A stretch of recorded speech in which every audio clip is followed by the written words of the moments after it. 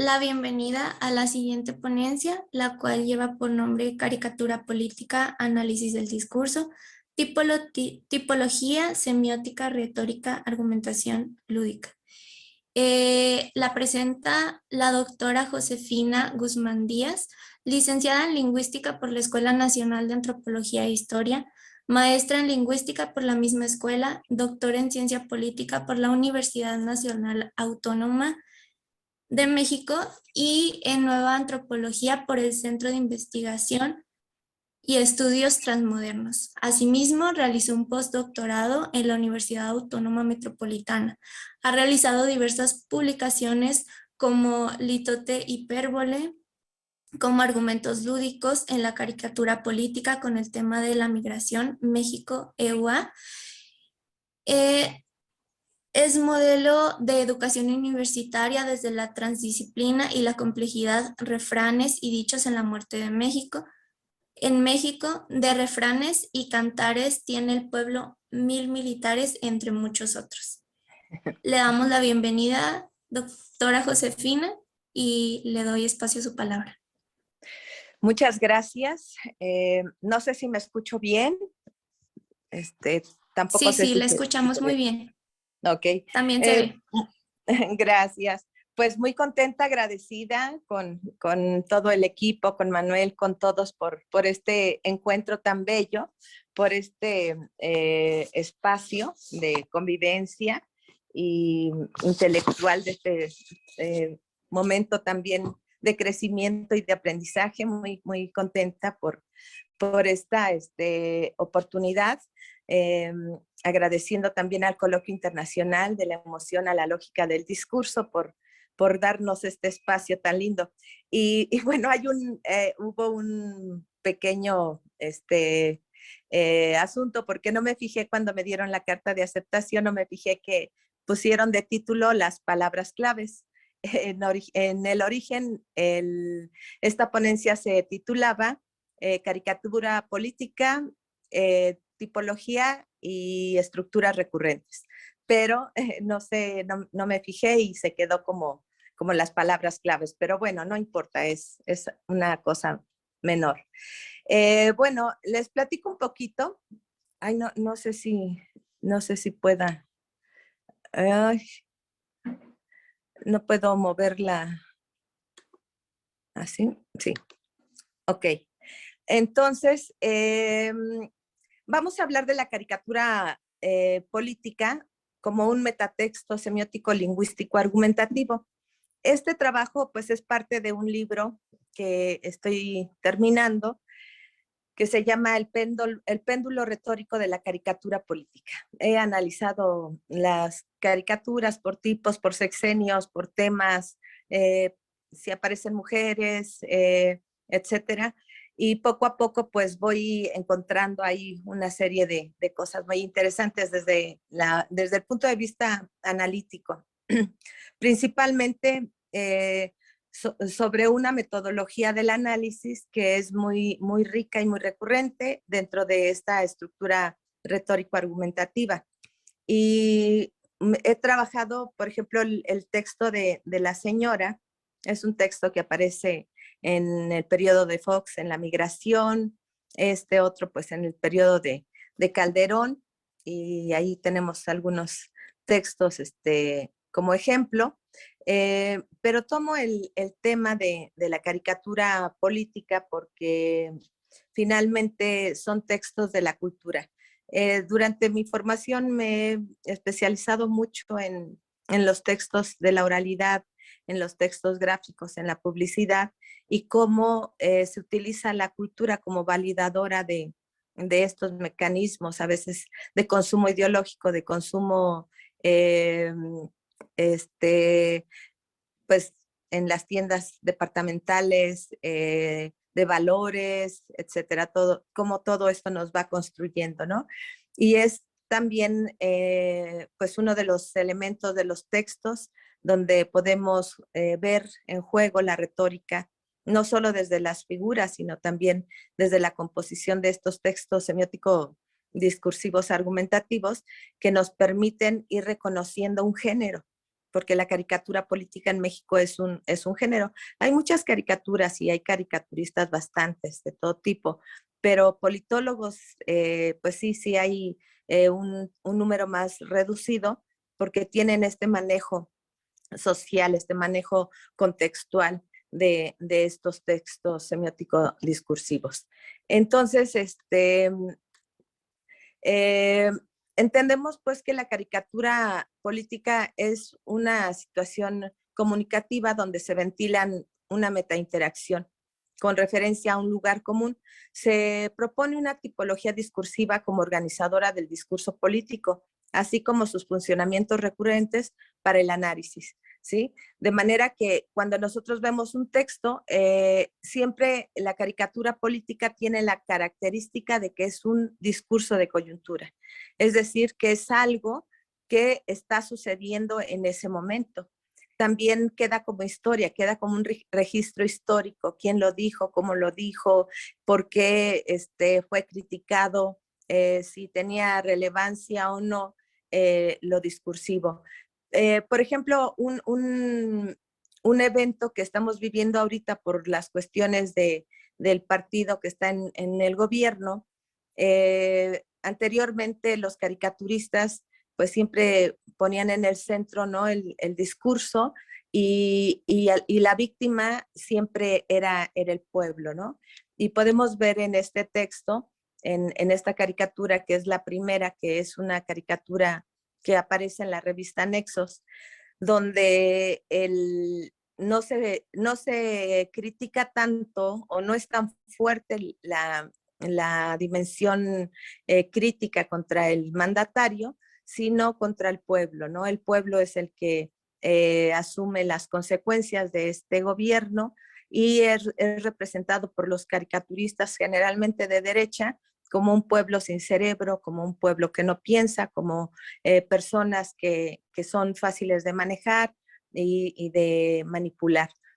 Hay muchos textos, la mayoría de los textos dibujan personajes gobernantes que son manipulados por el mandatario, por el presidente, por Andrés Manuel, y cómo manipula y hace toda una condición donde la víctima ya no es ni el que está en el pueblo ni el que está mandando, como en la caricatura política de los caricaturistas o moneros de izquierda, ¿no?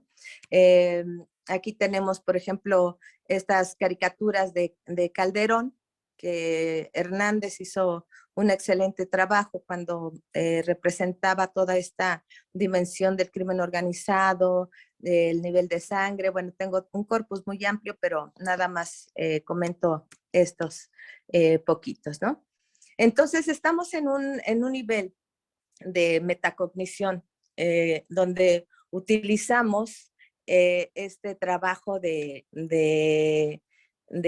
análisis para atender el tema del discurso, donde nos va introduciendo a un mundo fantástico de teorías, de tipos, de ejemplos. Si tratáramos de tomar todo, de asir el lenguaje en cualquiera de sus niveles lingüístico, semiótico y discursivo, pues necesitamos materializarlo, ¿sí? Y organizarlo, utilizando como herramienta la tipología, ¿sí? Como una herramienta teórico-metodológica que nos permita organizar este discurso político. Y para esto, pues hay que clasificarlo, ¿sí? Y entender cuáles son las diferencias y las similitudes, porque efectivamente se puede ver esta modalidad discursiva cuando hacemos los análisis. De manera que la caricatura es una parte fundamental de nuestra cultura, es un discurso de coyuntura que va construyéndose paso a paso en la memoria social, ideológica y cultural, ya que la podemos reproducir e interpretar este discurso de los caricaturistas, de los moneros.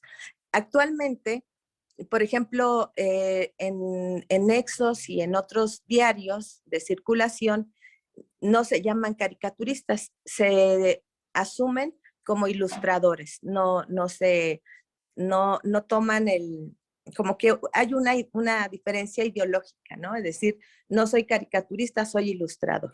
Y esto yo lo puedo ver como desde una perspectiva de los caricaturistas son los de izquierda y los ilustradores son de derecha. Todavía no lo puedo sostener, pero lo he estado revisando en distintos medios y aparece como ilustrador. Mientras que nuestros caricaturistas de siempre se asumen como moneros o como caricaturistas, ¿sí? Entonces, bueno, esta gráfica nos permite también a los que somos consumidores de la caricatura política ver en acción una memoria colectiva de la literacidad gráfica. Podemos entender el texto a partir del contexto, independientemente de qué tanta formación política tengamos o no, ¿sí? De manera que la función retórica es rehacer el lenguaje a partir de la colección de elementos como el sonido de la lengua, las palabras del léxico, los lugares comunes de la cultura, etcétera.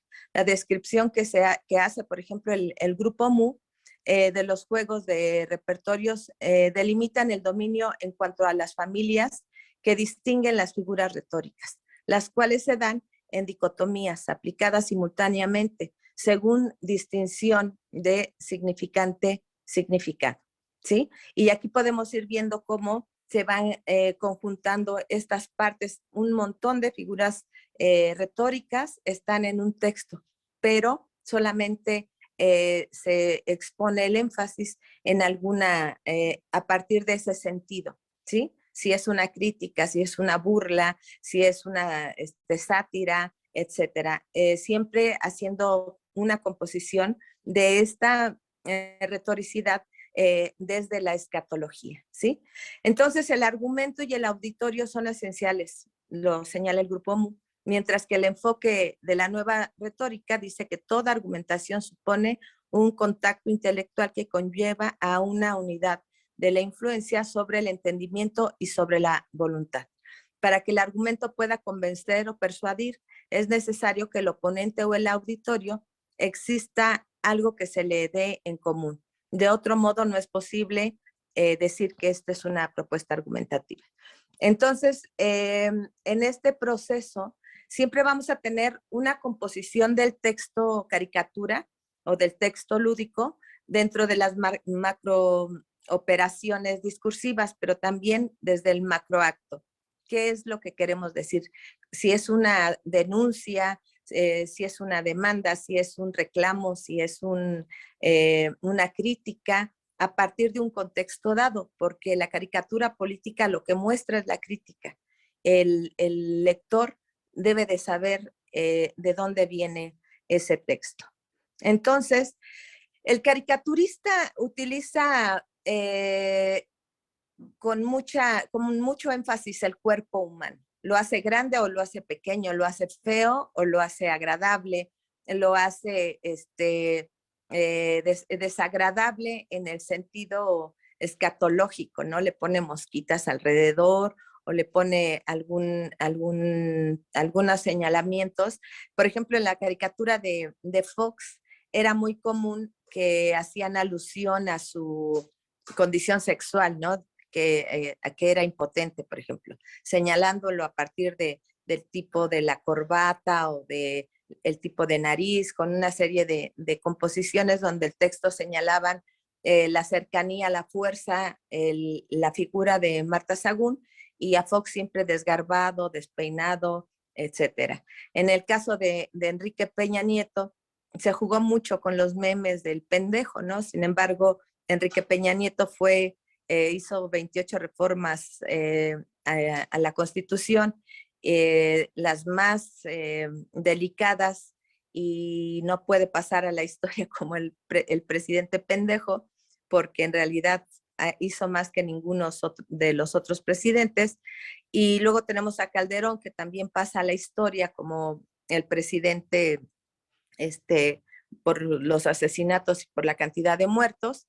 Y después, bueno, me adelanté, primero es Fox, Calderón, luego viene Peña Nieto, y luego se habla de Andrés Manuel como un dictador que la burguesía en su profunda, de repente, ignorancia, ¿no? No sabe la diferencia de las palabras que utiliza, y me parece que un dictador pues principalmente impondría todas sus leyes, no estaría dando votaciones ni nada de eso, ¿no? Es un dictador bastante raro.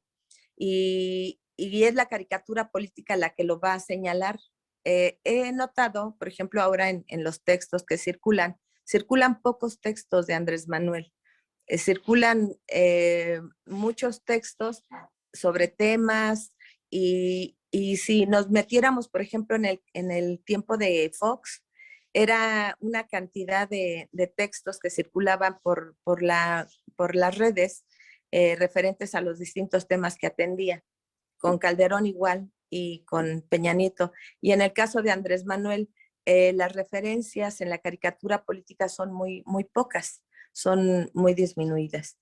Entonces, el caricaturista se centra en la emoción, en la composición del texto, pero desde un campo semántico escatológico, ¿sí? Donde aparece lo hediondo, el asco, lo inmundo, lo fétido, lo nauseabundo, porque el caricaturista utiliza el cuerpo como un depositario, ¿sí? De todas estas cosas que desagradan para conformar en una figura retórica, en una retoricidad, no en una figura, sino en un juego de figuras, todos estos elementos gráficos que se centran en el cuerpo y que es lo que produce una tensión narrativa, ¿sí? Donde podemos percibir colores, olores, lo bello, lo desagradable, lo escatológico, ¿sí? Pero a diferencia de otros textos, se llega a lo sórdido, a lo funesto, ¿sí? A la inmundicia. Y ahí es donde se carga la fuerza apelativa, ¿sí? En las vísceras, en la exageración de los rasgos, en los contextos, en la ridiculización de los personajes, en la disminución o anulación u omisión del objeto discursivo eufemizado en el mensaje. Entonces, para hacer una tipología, podríamos centrarnos en esta propuesta que hace Walton de los tipos de discurso, ¿no?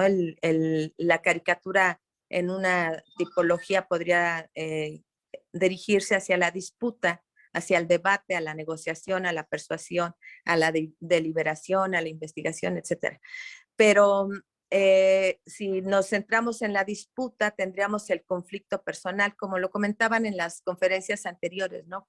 Cuando se referían a su adversario en el sentido tomando el conflicto como algo propio.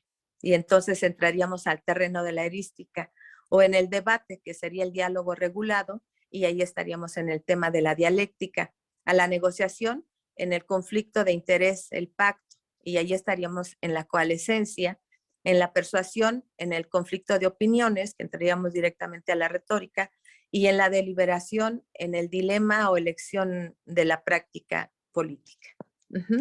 De ahí nos vamos al cuadro tipológico. En el cuadro tipológico tendríamos estos 5 tipos y tendríamos un objeto discursivo que siempre sería variado porque el discurso de coyuntura pues aparece día a día. Un día es la reforma política y electoral, otro día la cuestión de la Guardia Nacional, otro día el tema de la migración, otro día el tema de los feminicidios, o etcétera. Se va moviendo porque el discurso de coyuntura no es algo que se prepare, sino es parte de un error discursivo o de una intención discursiva. Por ejemplo, me llama la atención de pronto que Andrés Manuel hizo una práctica donde en el gobierno de Calderón y de Peña Nieto él imponía el objeto discursivo porque a partir de las mañaneras o de los eventos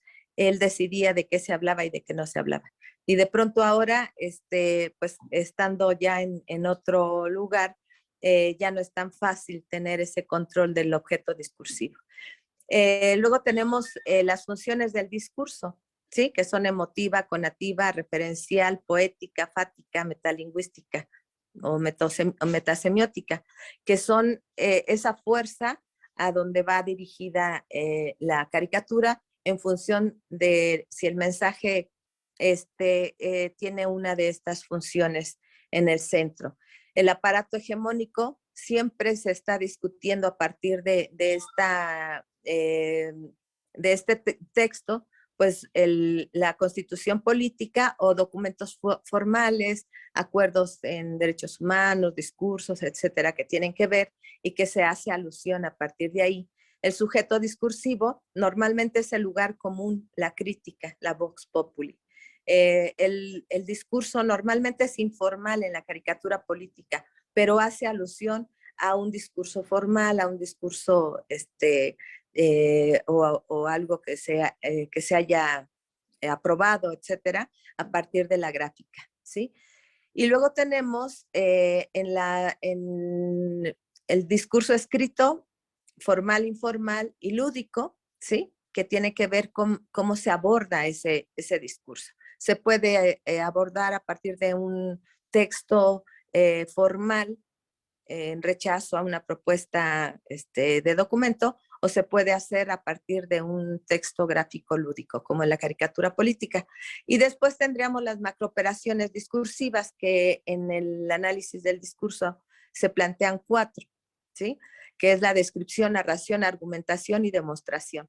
Sin embargo, yo agrego una, que es la mostración, porque la mostración es una macrooperación que aglutina todas, ¿sí? Que permite mostrar la crítica de la caricatura política a partir de ese rejuego y de esa mezcla, digamos, desde la descripción, desde la argumentación, la narración y la descripción. Bueno, ahora vamos a ver un poquito de la estructura, ¿sí?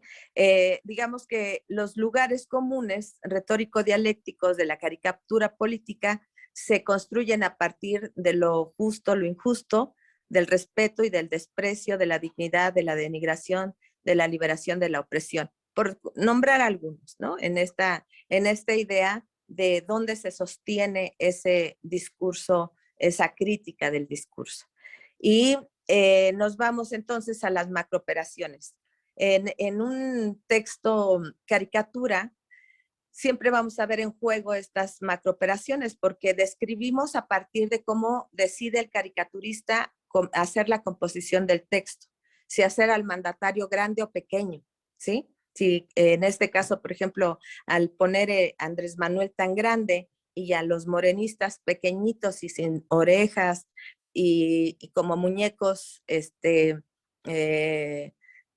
cuerda, que no piensan, bueno, ahí este tipo de oposiciones pues hacen estas figuras hiperbólicas y litotes, ¿no? Que son hacer algo muy grande y lo otro muy pequeño. Una vez que compone, que hace este texto, la composición que toma decisiones ideológicas, ¿sí?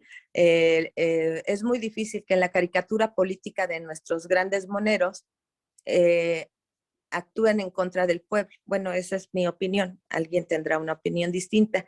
Ahora vemos que en esta coyuntura, donde la derecha es oposición de la izquierda, es al revés. Se agrede a la gente, se exacerba al presidente de la República y se denigra a los ciudadanos, ¿no?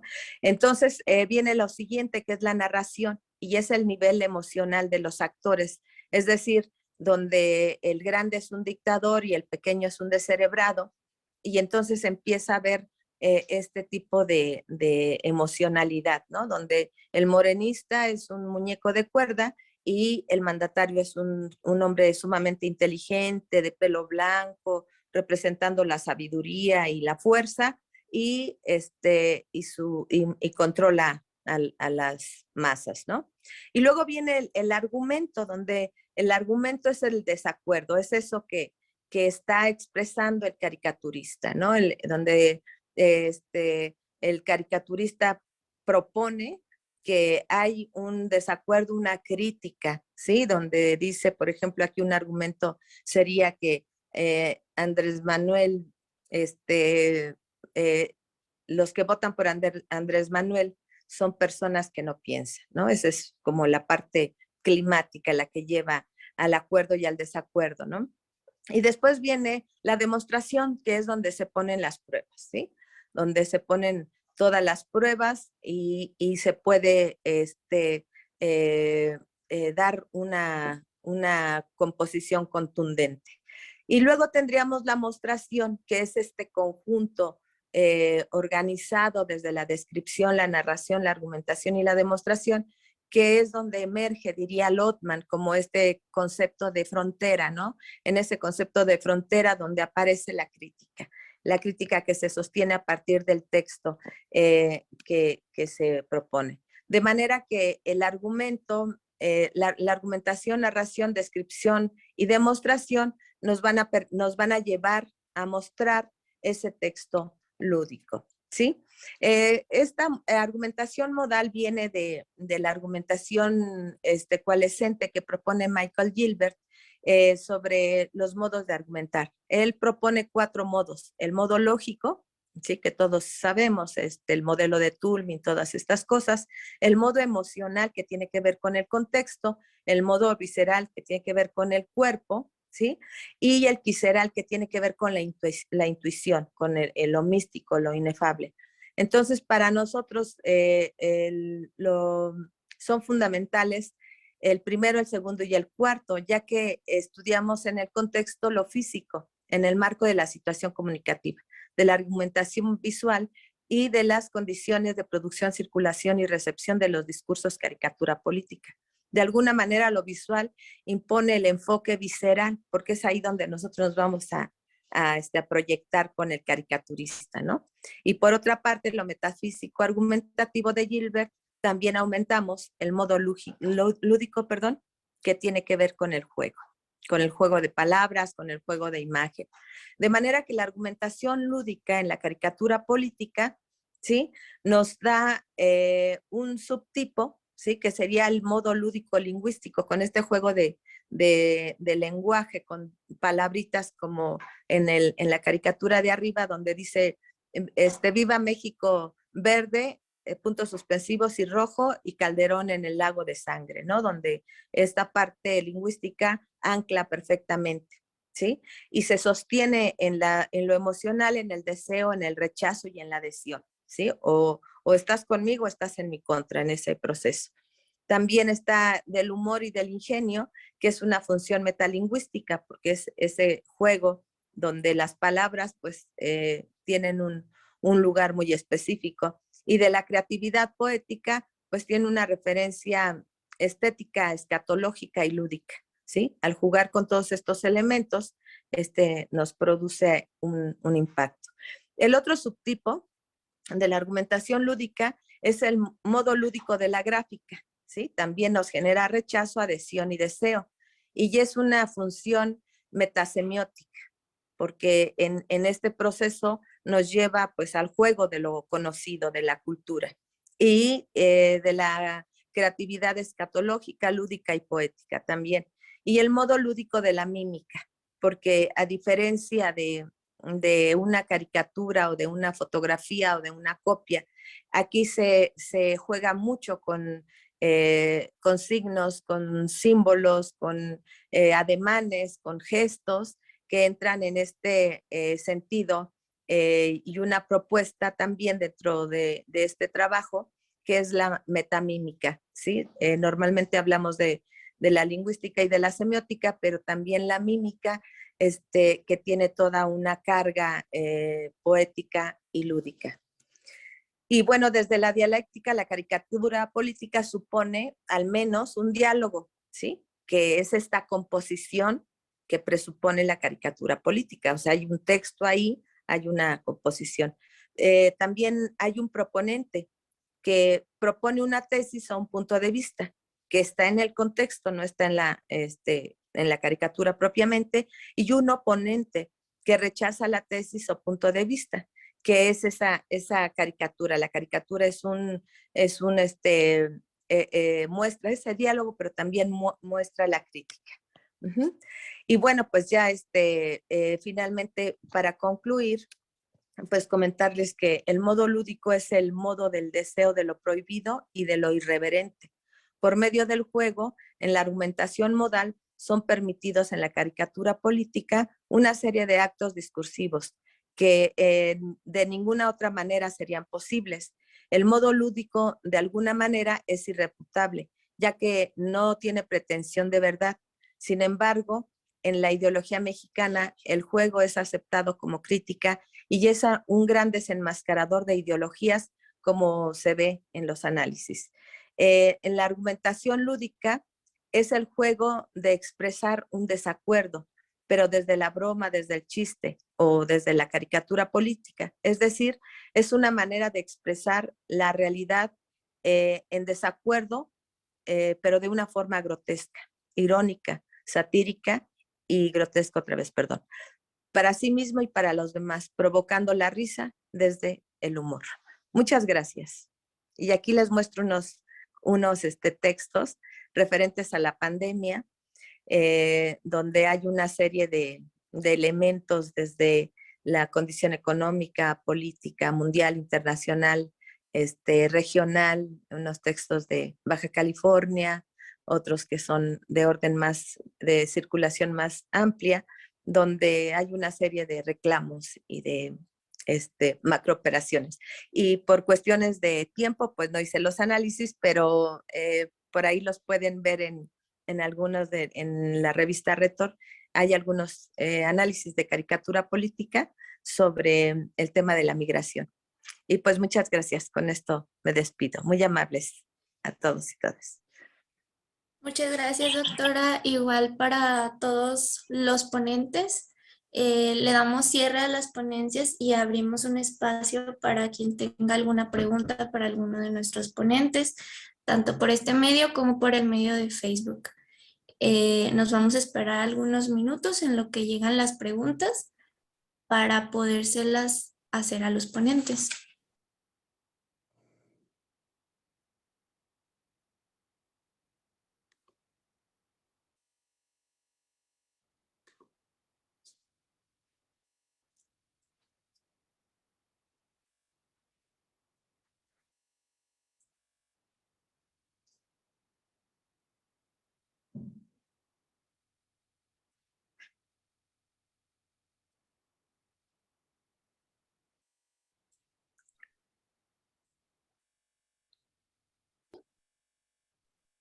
El doctor Manuel ha levantado la mano.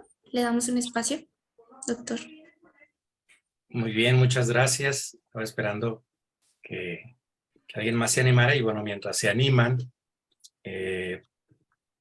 pues en realidad fue muy sugerente la mesa, tiene muchos hilos que jalar. Yo nada más voy a jalar dos pequeñitos, dos hilitos pequeñitos.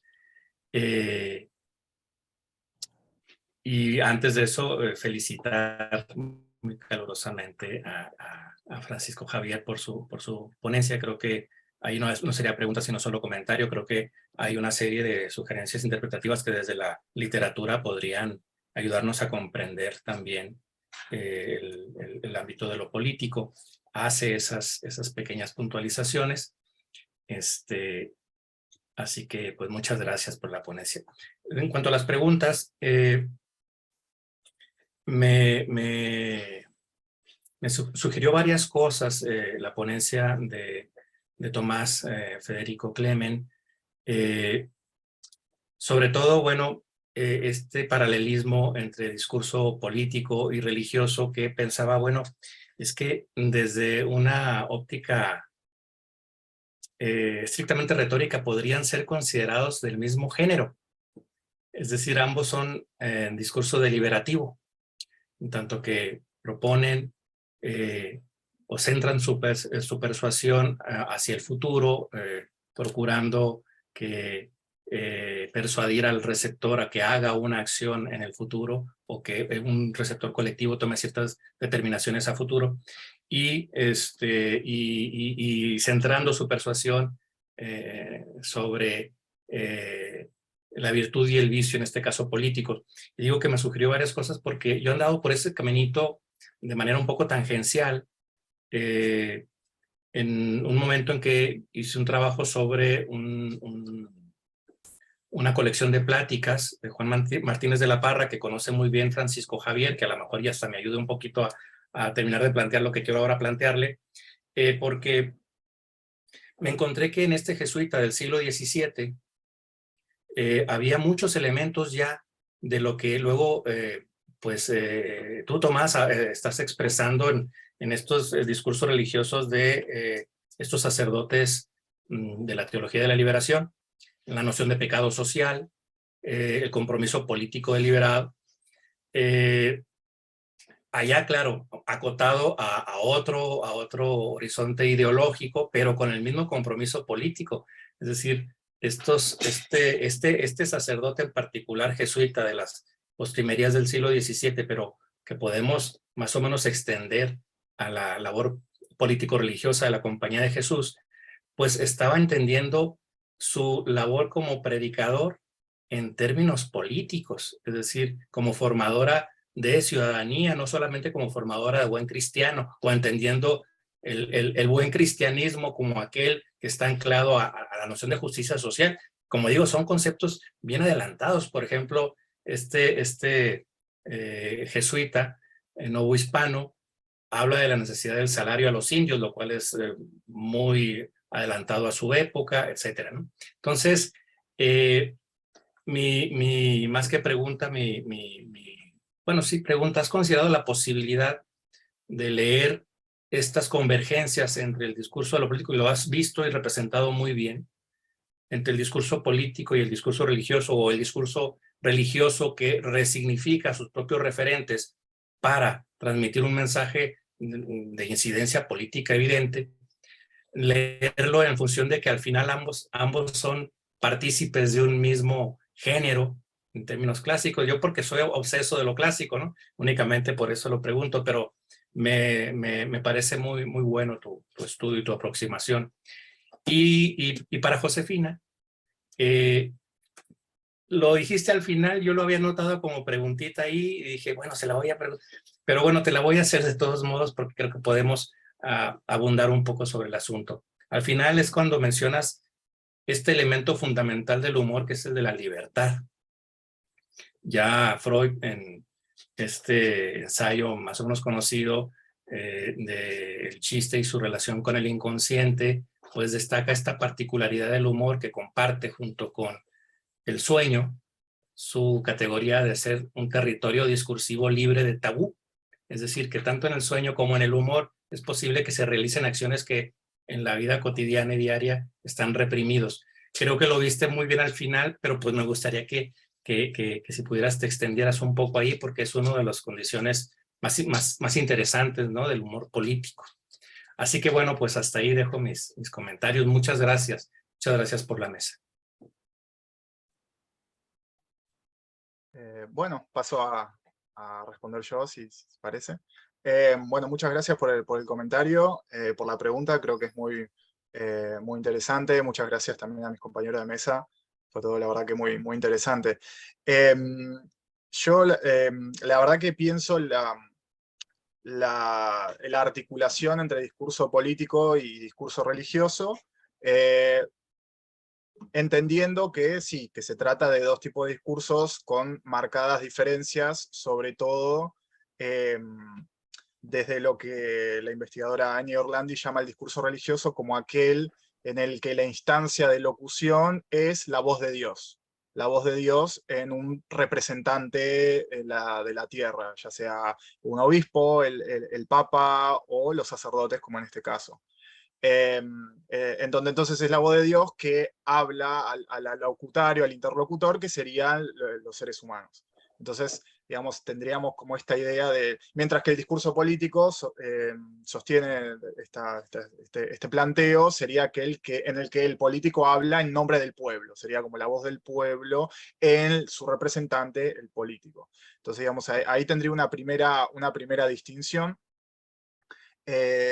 Pero me resulta muy, muy interesante esta idea de encontrar como esa cuestión del discurso deliberativo en común, porque claramente tiene muchos aspectos en los que podrían relacionarse y no entenderse a priori como algo separado. Lo considero como un comentario muy interesante para pensarlo. Yo parto de la base de que podemos distinguir algo que se distingue del discurso religioso y el discurso político, sobre todo porque el discurso político también, desde la tipología que trabajo con la de Eliseo Verón, el discurso político es aquel que construye tres tipos de destinatarios, ¿no? El pro-destinatario es aquel que comparte, el partidario que comparte las creencias del grupo, el contradestinatario, que es aquel que se plantea como el adversario de la polémica, el blanco de la crítica, y el paradestinatario como aquel que se busca persuadir. Entonces ahí se vería como las distintas modalidades de la polémica y la argumentación vistas en el discurso político, que no es algo que se encuentre, en principio tal como lo entiendo yo, no es algo que se encuentre de manera tan explícita en el discurso religioso. Pienso en distintos géneros como el sermón, la homilía, o las distintas declaraciones de tipo religioso, que no llegan a lo que sí encuentro que llega este movimiento, que es a la crítica explícita y directa ya en el ámbito político. Y ya en gran medida a veces hasta con falta de léxico religioso. Es decir, un poco lo que me sorprende de la discursividad del movimiento es que por momentos parece un manifiesto político. Cuando se habla de la revolución, de la verdadera revolución, parece simplemente un grupo progresista, revolucionario, que habla sobre la arena política. Entonces creo que ahí está como esta idea de la articulación y no simplemente de encontrar lo que tienen en común, sino encontrar cómo se pasa de uno al otro. Pero me parece muy interesante como pensarlo desde una raíz como deliberativa común. Me parece que es una buena... es un buen aspecto a tener en cuenta, como para no pensar que son dos cosas que en el mundo se encuentran separadas, sino pensarlo de manera mucho más sutil y con matices. Así que gracias por el comentario, espero haber respondido en alguna medida. Sí, completamente. Ahora voy yo. Venga. Mira, yo tengo una distancia ético-epistemológica con el asunto del humor. Creo que cuando en un texto político tocas a los integrantes sociales, a los actores sociales, es muy delicado. Por ejemplo, en el caso de Hernández, hace un texto maravilloso cuando la matanza en Monterrey de los jóvenes, y dice, Calderón está pintando ahí, y dice, como no podemos garantizar la seguridad de los jóvenes, los estamos matando, ¿no? Es una cosa así fuerte. Estamos hablando del dolor de 20 personas, de 20 familias que perdieron a sus hijos. O en el caso de la guardería ABC, también que se hacen textos alusivos a la muerte de los niños. Entonces, no son textos caricatura para divertirnos, no tienen la intención humorística de divertirnos. Por ejemplo, si hablamos de la impotencia de Fox, pues a lo mejor nos da risa porque estamos como enojados con Fox, ¿sí? Pero finalmente estamos en un proceso pues es una desgracia, pues, es un hombre en desgracia físicamente. Entonces, de ahí se agarra, ni siquiera sabemos si es cierto o no. Así lo plantea el monero, ¿no? Y creo que cuando hablamos del humor, y de hecho yo le ponía humor negro, ¿sí? Pero no siempre es humor negro. Creo que ahí las palabras también son importantes. Hablar del humor, podríamos en esta tipología, por eso hablamos de la mímica o de la lingüística o de la gráfica, de la semiótica, perdón, porque a partir de ahí podemos decidir si un texto nos da risa o no. Cuando las caricaturas del muro de Estados Unidos, cuando matan a los migrantes a balazos y dicen que son balas de goma y que no puede ser que se hayan muerto porque las balas de goma no matan, y sin embargo a la gente la mataban, ¿no?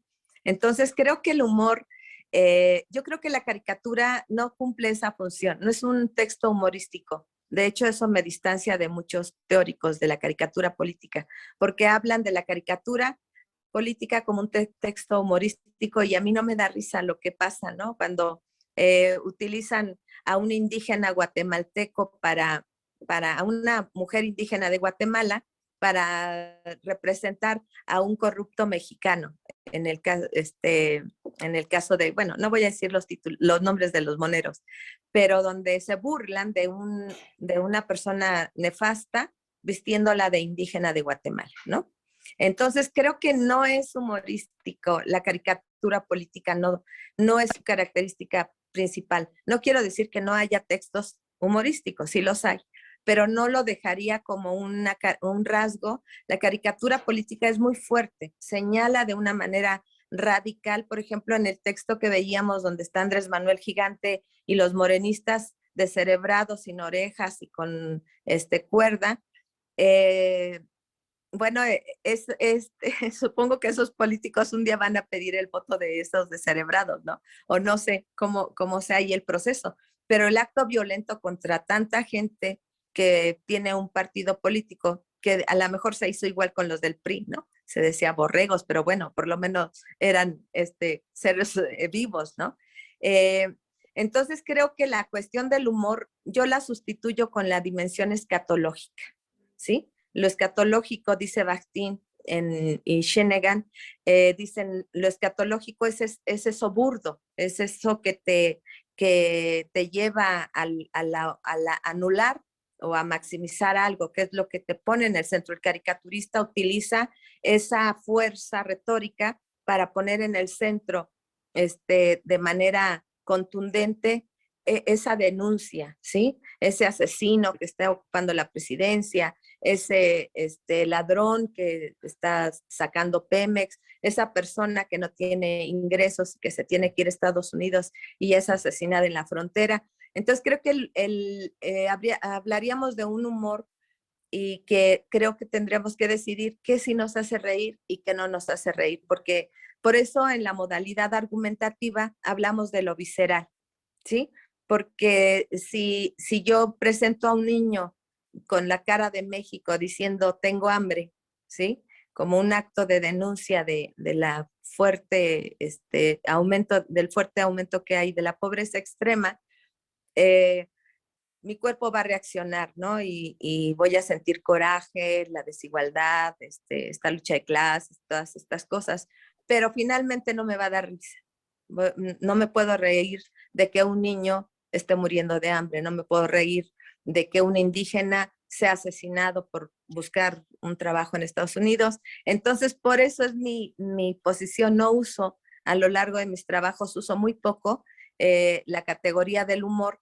Sin embargo, no la desecho, solamente pienso que no es una característica específica e indispensable de la caricatura política, que es secundario. El humor es secundario, a diferencia de otros textos y a diferencia de otras caricaturas, porque la caricatura política no es la única. Hay muchas otras, por ejemplo, la historieta, ¿sí? La caricatura política tiene la cualidad de que es un texto político de coyuntura, pero podríamos tener las historietas que ya son seriadas, que ya son seriales y que ahí sí podríamos hablar de una intención de divertimento humorística del caricaturista.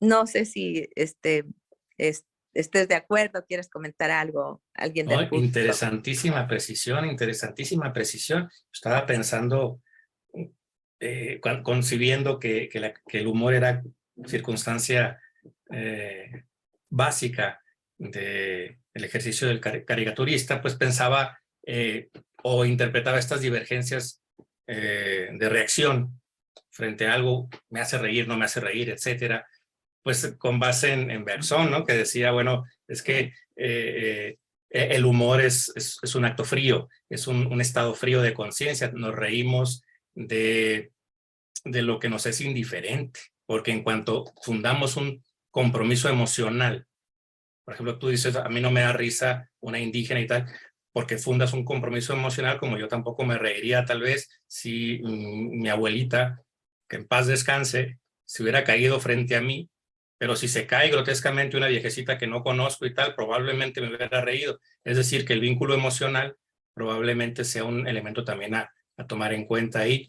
Pero bueno, es bien, o sea, yo creo, yo desde fuera, pues, porque no soy especialista en el asunto, pero desde fuera me parece muy interesante sacar el humor de la concepción de la caricatura, porque entonces es bien fértil, lo conduce a la ironía, lo conduce al grotesco, como bien dices, y ya no simplificas, porque uno siempre en una primera aproximación simplifica. Dice, caricatura, sí, eso es la risa y tal. Ya veo que no, ya veo que es más serio. Así que te agradezco la precisión. Muy bien, me parece muy interesante lo que están comentando, igual que a todos los que nos están viendo, lo creo de primera mano y pues abrimos espacio para ver si tienen alguna duda más, hacérsela saber a nuestros ponentes y abrir un diálogo como el que se abrió en este momento. Francisco Javier, ¿tú qué opinas de las cualidades políticas de Juan Martínez de la Parra?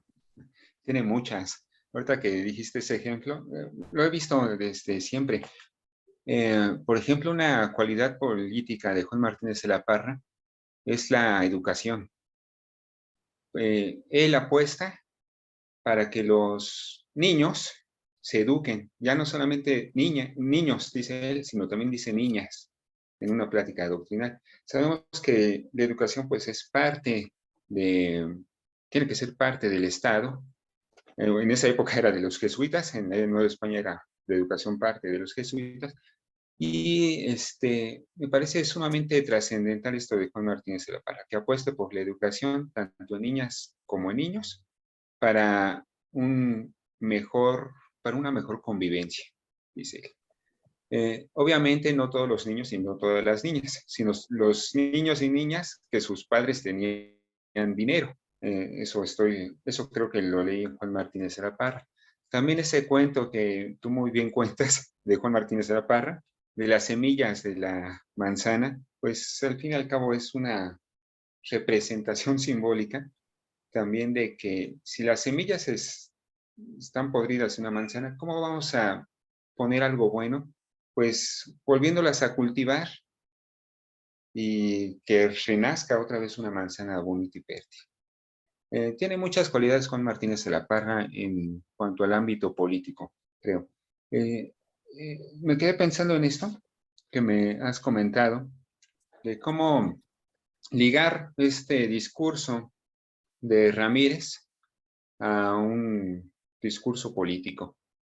Sí, no lo dije, y creo que fue por esa precisa razón. No tengo muy bien en claro eso. Ramírez, como bien sabemos, era un liberal. Los liberales, pues, apostaban también porque la educación fuese laica.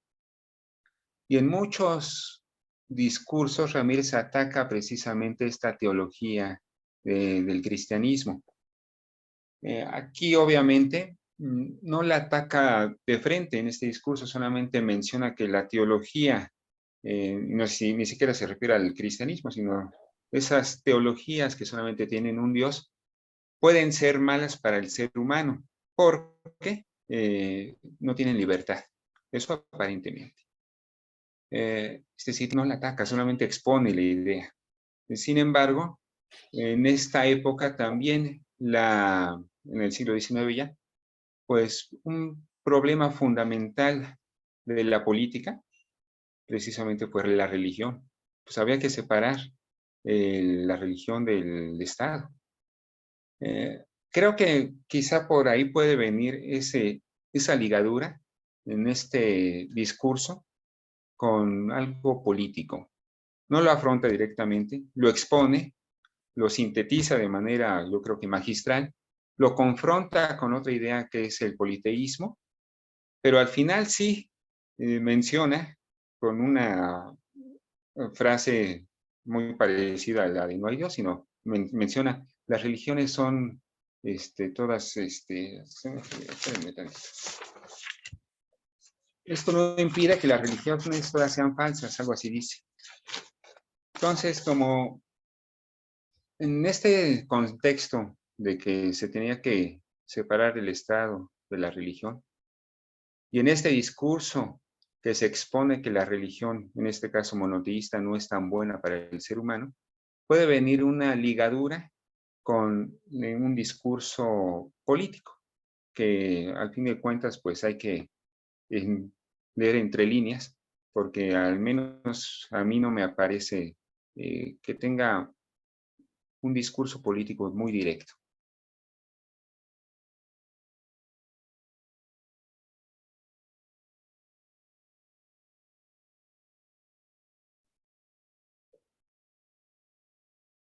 Muy bien, muy interesante. Yo también creo, y metiéndome un poco entre las ponencias que acabamos de escuchar, pues que como lo dice, la educación es parte del Estado y es un factor que mueve al mundo y que es muy importante en el crecimiento de cada uno de nosotros, de cómo nos expresamos y va aunado con el discurso, pues tanto político como el discurso que se da en las escuelas, que afecta de todas las maneras. Y bueno, sin más, creo que ya no hay comentarios por parte del público, de la audiencia. No sé si alguien más tenga algún comentario, algún ponente que quiera discutir algo. Si no es así, bueno, le vamos dando cierre a esta mesa. Sin antes mencionarles que los esperamos en la conferencia magistral, la cual es a las 17 horas, a la mesa de conclusiones, que es a las 18 horas con 30 minutos, y la clausura, que es a las 19 horas con 30 minutos también. Les agradezco a todos los ponentes. Leo algunas felicitaciones de Nayeli Gómez, que los felicita grandemente. También de Javier Martínez, que los felicita y les manda un gran saludo cordial.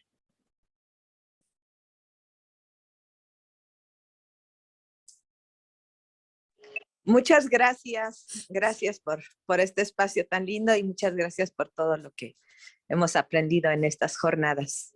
Y nos vemos en la tarde. Gracias a Sí, ustedes y muchísimas esperamos gracias. tenerlos en la tarde. Hasta luego, muchas Muchísimas gracias. gracias. Hasta luego. Gracias, Manuel. Gracias, Hasta Anela. luego. A todos los compañeros. Hasta luego. Hasta luego.